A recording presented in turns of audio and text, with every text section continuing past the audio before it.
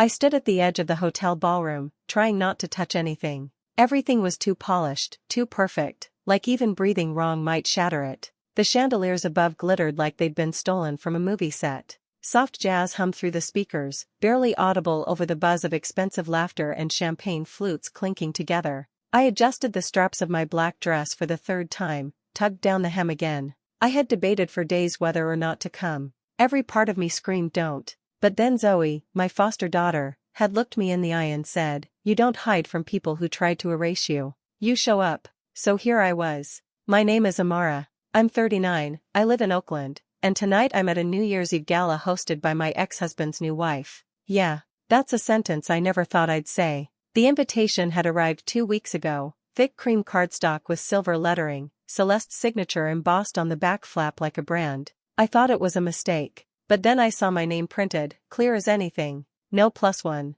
Just Amara Jordan. Why would she invite me? I still didn't know. But part of me needed to find out. Another part needed to prove to myself that I wasn't some ghost she could just erase from Nolan's past. "Got you a seat at the back," Uncle Leo said, giving me a half grin as he led me toward a round table far from the dance floor. He was the only one in the family who'd stayed close after the divorce. Close enough to witness the show, far enough to not get dragged into it. I appreciated that. I sat down and took a deep breath. Around me, people sparkled, literally. Sequins, glitter, gold and silver dresses that shimmered every time someone turned their head. I looked down at my plain black gown and felt like a shadow at someone else's party. Nolan hadn't seen me yet. Neither had Celeste. But they were there, right in the center of it all. Nolan in a silver-gray tuxedo, Celeste in a white satin gown like she was starring in her own winter-themed wedding sequel. They glided through the room like royalty, greeting guests, hugging people who probably couldn't pick them out of a lineup next week.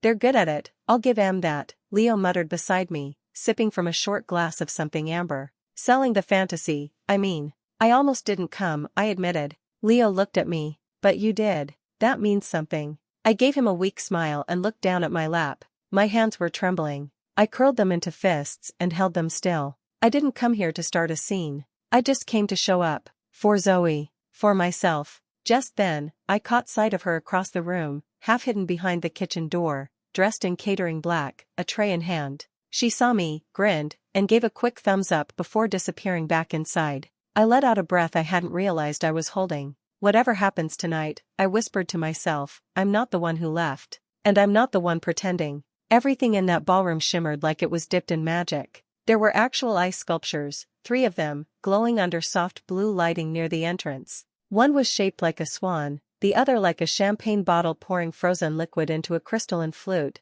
and the last was some kind of abstract flower. Too dramatic to be a rose. Probably symbolic. Waiters in crisp white uniforms moved through the crowd like synchronized dancers, offering gold-rimmed glasses of champagne and tiny hors d'oeuvres that looked too pretty to eat. Guests laughed in clusters, throwing their heads back like they were in perfume commercials. It was the kind of party where even the air felt expensive. I tried to make myself invisible. Seated at the back with Uncle Leo, I kept my hands folded in my lap, my face blank. My drink, sparkling water with a lime wedge, sat untouched. From my spot, I could see Nolan and Celeste making their rounds, stopping every few feet to greet someone else in designer sequins and polished shoes. They looked like a magazine cover, his hand at her lower back, her arm looped loosely through his, both dressed in icy metallics like they'd been styled by a team. He used to hate suits. I remembered him complaining about how stiff the collars felt, how he couldn't wait to take off his tie after events. But there he was, smiling like he was born in that tux. Then Celeste took the mic. The crowd quieted immediately. She stood on a small stage near the grand piano, her white satin gown glowing under the chandeliers, silver earrings catching the light like tiny stars. Nolan stood behind her, just slightly to the side, one hand resting on her hip. "Thank you all for being here tonight," she said, her voice light and charming. "It means so much to us to close out the year surrounded by the people who helped us build this life, this beautiful, crazy, sparkling life." Everyone clapped. I didn't. She kept going. Her voice never wavered, always sweet, always rehearsed. She thanked the caterers, the sponsors, the decorator. She even made a joke about how Nolan nearly dropped an ice sculpture trying to help. The room laughed on cue. And then, just for a second, her eyes found me. She didn't pause, didn't blink, just smiled a little wider and held the mic with both hands like she was delivering something holy. But I felt it, that flicker of something under the surface. A glint. A challenge.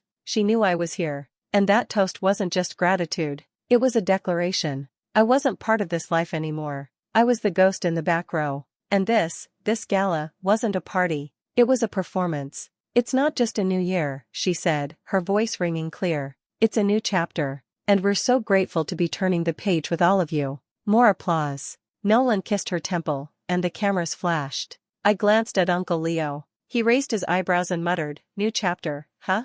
I smiled without humor. No mention of the last one. The toasts had started to blur together. Everyone who stepped up to the microphone had a glass in hand and the same recycled lines: gratitude, laughter, something about new beginnings. I kept my eyes on the table, half listening, nodding when it felt appropriate. Then Celeste rose again, her champagne flute catching the light. "Before we move on to dancing," she said with a smile that didn't reach her eyes, "I just want to say one more thing." Uncle Leo leaned closer. "Brace yourself." I forced a breath through my nose. Celeste turned slightly, her body angled toward the crowd, but her eyes flicked to me again, just once. And then she smiled wider. "This past year has taught me a lot. About growth. About patience. And most of all, about love that shows up when you need it most." Soft murmurs of agreement rippled through the room. "Because, let's be honest," she went on, her voice all honey and teeth, "sometimes people don't realize what they have. Or they're just too broken to see it." My stomach tightened. I gripped my water glass so hard the condensation dripped onto my dress. But when Nolan and I met, Celeste continued, lifting her glass higher, it felt like finally, he was free to become the man he was always meant to be. Not trapped in someone else's damage. Not weighed down by old mistakes. I stared at her, frozen. She didn't say my name. She didn't have to. The crowd chuckled politely. A few people glanced in my direction but looked away quickly. Uncle Leo muttered, "Jesus Christ." I didn't speak. I didn't move. Celeste raised her glass toward Nolan. "To healing. And to love that doesn't have to fix anybody, because it starts whole." The room erupted in clinks and laughter. People sipped and smiled. Someone near the front yelled amen. I stared down at my lap, willing my heart to slow down. She didn't just humiliate me. She rewrote the whole story, with herself as the heroine and me as some faceless cautionary tale. But I didn't cry. I clenched my jaw. Let the burn settle into my chest. Let her words coat my ribs like armor. Let them think what they wanted. Because for the first time in years, I wasn't trying to be part of that world. I was just watching it burn. The tray in Zoe's hands wobbled slightly. She was halfway across the ballroom, frozen in place, her eyes locked on Celeste. Her cap sat crooked on her head from rushing out of the kitchen. The toast had just ended, and people were already laughing again, music rising softly in the background like nothing had happened. But Zoe wasn't moving. I could see her chest rising and falling, her fists tightening around the tray. And then she did something I hadn't expected. She walked right to the center of the room, through the crowd, past the glittering gowns and champagne glasses. People turned, eyebrows raised, their whispers chasing her like a shadow. "Excuse me," she said, setting the tray down on the piano with a quiet clink. Her voice trembled, but she didn't back down. "Sorry to interrupt." I stood up, panic surging through my chest. "Zoe." Uncle Leo put a hand on my arm. "Let her."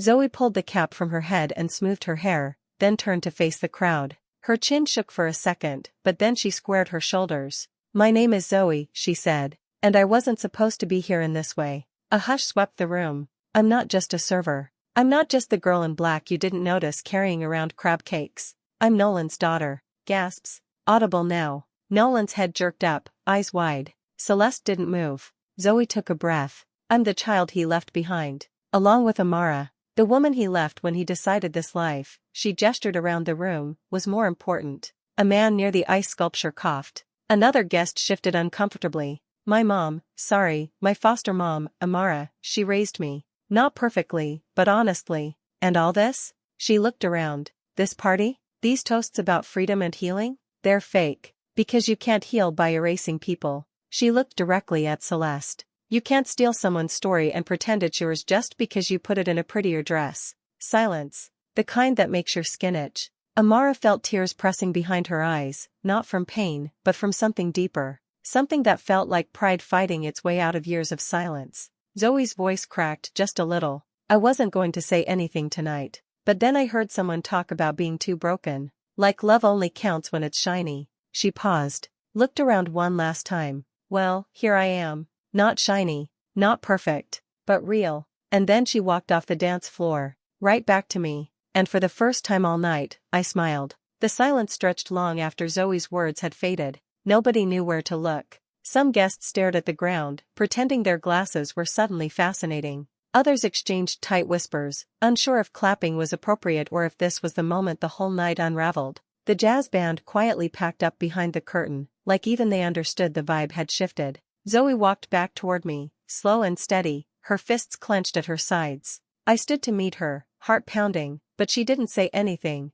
just brushed past the table and stood near the back wall, shoulders stiff. Her face was pale, but her eyes burned. Up front, Nolan finally moved. He stepped away from Celeste, jaw tight, his silver cufflinks glinting under the lights. "Zoe," he said, his voice low and urgent. "This isn't the time or place." She turned slowly. "Why not?" It was the perfect time for a toast about how I didn't exist. His hand twitched, like he wanted to reach for her, but thought better of it. "You don't understand the situation." "No," she shot back, "you don't." Guests nearby started inching away, making room for the wreckage that was about to unfold. "You think I didn't notice?" Zoe's voice was trembling now, louder. "The birthdays you skipped? The letters you never answered? I used to sit at the window every holiday waiting for someone who only showed up in excuses." Nolan blinked, visibly shaken. "I didn't want to confuse you. I thought it would be easier." "Easier?" she snapped. "For who? You? Celeste?" She turned to the crowd, voice rising.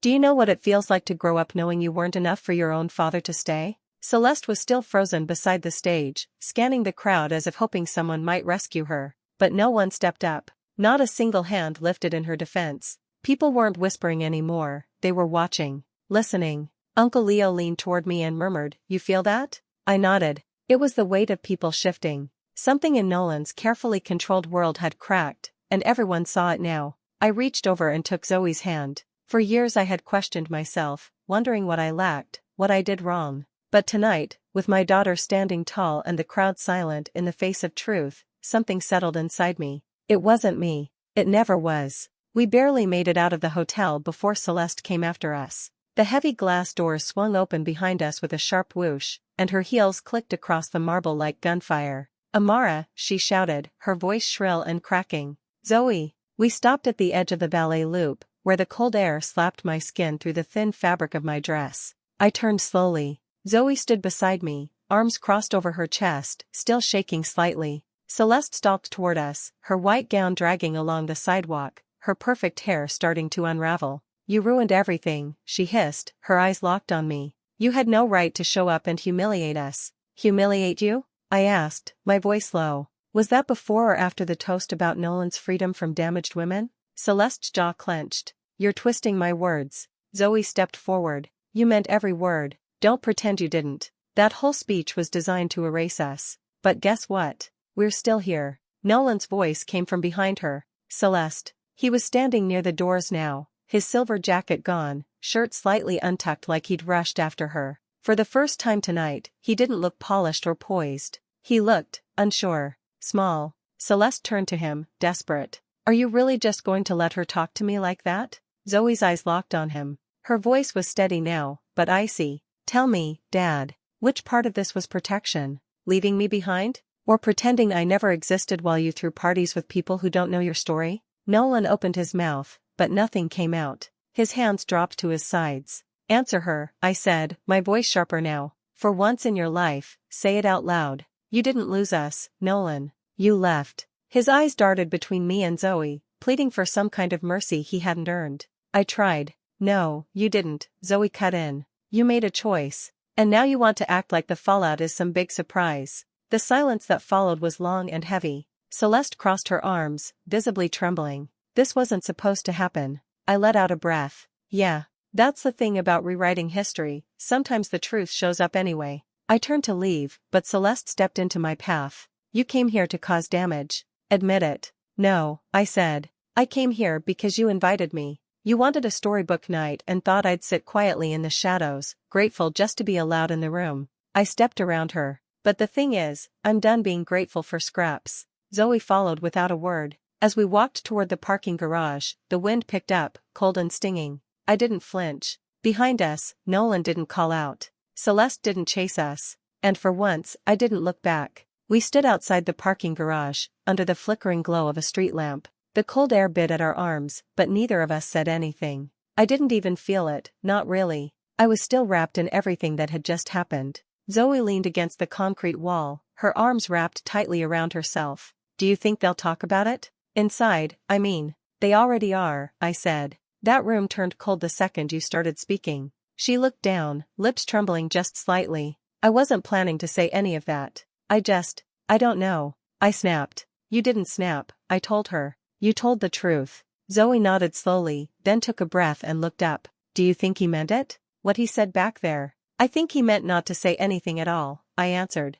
Which says everything. Footsteps approached behind us. We both turned. Nolan stood there, hands shoved into his pockets, his polished shoes damp from the slush. He looked smaller now, like the night had aged him 10 years. He didn't speak right away, just looked at Zoe. I didn't know what to say, he finally muttered. There's no excuse. I failed you. Zoe stared at him, unmoving. I thought I was doing the right thing, staying out of your life, he continued. But it wasn't for you. It was for me. I didn't want the guilt, the mess. You mean me, Zoe said flatly. You didn't want me. No, he said quickly. I was scared. That's not better, she replied. He winced. I know. She paused, eyes wet but clear. Then, slowly, she said, I forgive you. Nolan blinked. What? I forgive you, Zoe repeated, her voice even. Not for you. For me. I'm tired of carrying your absence around like it's my burden. It's not. His mouth opened, but no words came. She didn't wait for a response. Zoe turned and looked at me, her chin tilted up. Let's go home. I nodded. We started walking away, our steps echoing off the concrete walls. Nolan didn't follow. Celeste never came out. As we reached the car, Zoe reached for my hand. Her grip was warm, strong. She looked up at me, mascara smudged under her eyes. I'm done needing anything from him, she said. He gave me nothing. You gave me everything. My throat tightened. You don't need to be perfect, she added, softly now. You just needed to stay. And you did. That was all I'd ever tried to do, stay. I squeezed her hand. Behind us, the hotel was still glowing, still full of people clinking glasses and dancing under chandeliers. But none of that mattered. We walked away together, quiet, steady, unburdened. Not with vengeance, but with power. And forgiveness. 3 days later, the videos started making the rounds. Someone had filmed Zoe's speech, of course they had, and posted it online. The caption read, Server shuts down bride's cruel toast with mic drop truth bomb. Within hours, it had gone viral. By the next morning, clips were floating around on TikTok, Instagram, even Facebook, the kind of stuff people forwarded with tags like you have to watch this. I didn't watch any of them. Not once. Zoe did. She sat at the kitchen table, earbuds in, mouth pressed into a flat line as the screen glowed in front of her. I made tea in silence, letting her absorb it however she needed to. I knew what was in that video. I'd lived it. I didn't need a replay to make it feel real. You're everywhere, I said gently, sliding a mug toward her. Zoe pulled one earbud out and half smiled. Some people are saying I was too harsh. You were honest, I said. And brave. That's enough. She nodded, but her eyes flickered like she wasn't sure yet. Later that night, she came into my room, barefoot and quiet, holding her laptop in one hand. I was thinking about doing a podcast, she said. Something small, for girls who feel invisible. Like, a place where we tell our stories, not just react to them. I looked up from my book, surprised, but moved. That sounds like something the world needs. She smiled. I think so too. That same week, I opened my old laptop and dusted off the folder labeled writing. I hadn't touched it in years, essays, half-finished blog posts, open letters to no one. I didn't even know what I was planning to do with them. I just knew that after everything, I finally had something to say again. I started writing, slowly at first, then faster. It didn't need to be perfect. It just needed to be true. One night, while I stirred pasta and she set the table, Zoe looked over her shoulder at me. I think I get it now, she said. Get what? Why you stayed, she answered. Why you kept showing up even when he didn't. You weren't trying to win anything. You were just there. Every day. When it counted. I didn't know what to say to that. But I felt it settle into my bones, warm and quiet. Zoe sat down, poured herself a glass of water, and looked across the table at me. I used to think the woman who gave me away didn't want me, she said. But maybe I needed the one who stayed instead. I reached for her hand. She didn't pull away. Outside, the world was still spinning. Somewhere, people were still laughing at a stranger's story on the internet. But in that little kitchen, with pasta boiling and mismatched plates on the table, everything finally felt right. We weren't perfect. We were just beginning. And that was more than enough.